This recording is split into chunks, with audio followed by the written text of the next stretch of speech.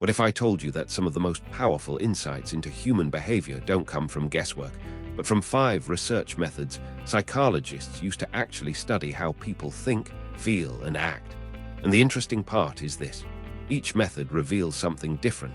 Some show what people do in real life, some uncover what they say they do, and some help us test why they do it at all.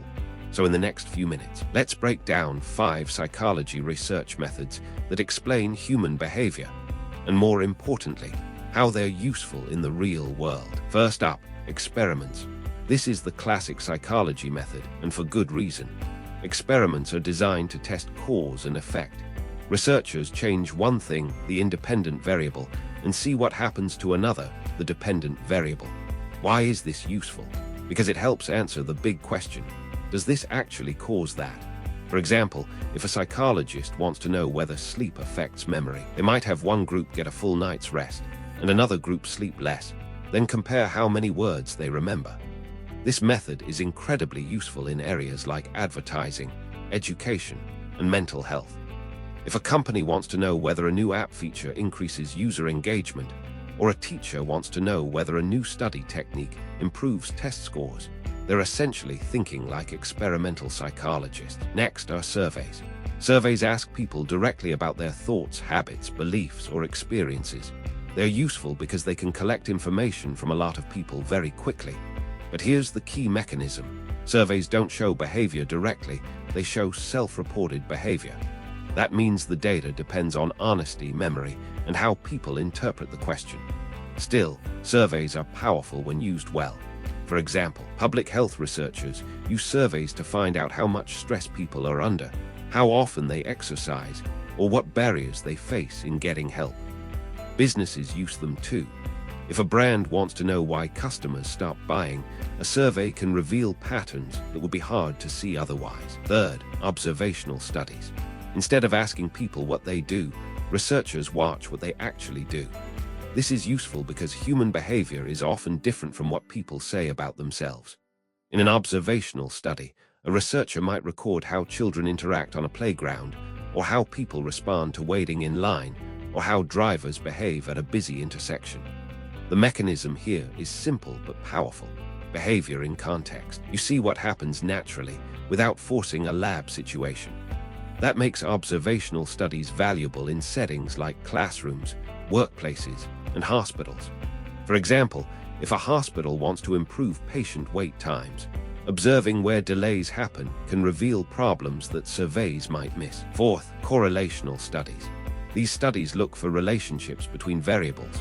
For example, is there a connection between screen time and sleep quality, between stress and health, between social support and happiness? The useful part is that correlations can reveal patterns worth investigating. They help researchers identify what tends to move together in the real world. But here's the limitation. Correlation does not mean causation. Just because two things are related doesn't mean one causes the other. There could be a third factor involved.